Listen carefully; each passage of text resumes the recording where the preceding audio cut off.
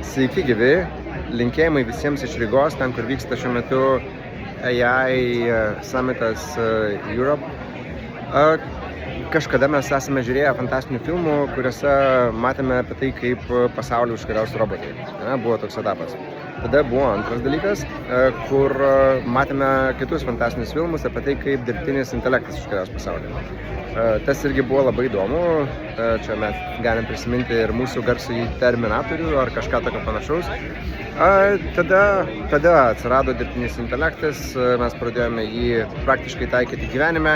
Ir kas yra labai įdomu, šiuo metu paaiškėja, kad Google pradeda testuoti agentus, kurie ne šiaip pagal keywordus arba pagal intencijas rekomenduos vartotojams galimas prekes, bet tada, kada žmogus norės ir galvos apie pirkimą, tada ims ir tą dalyką pasiūlys.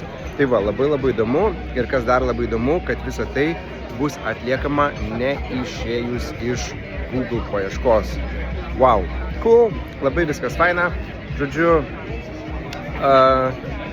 perkame daugiau, e-komercija robotizuojasi, agentinė komercija yra fainas daiktas. Žodžiu, reikia tik tai sugebėti visą informaciją tinkamai atiduoti visiems agentams, kad jie galėtų pateikti jums, tiksliau jūsų prekes vartotojams, kai jie tų prekių ieško. Tai va, žodžiu, pasimatysim arba kitose konferencijose, arba Lietuvoje.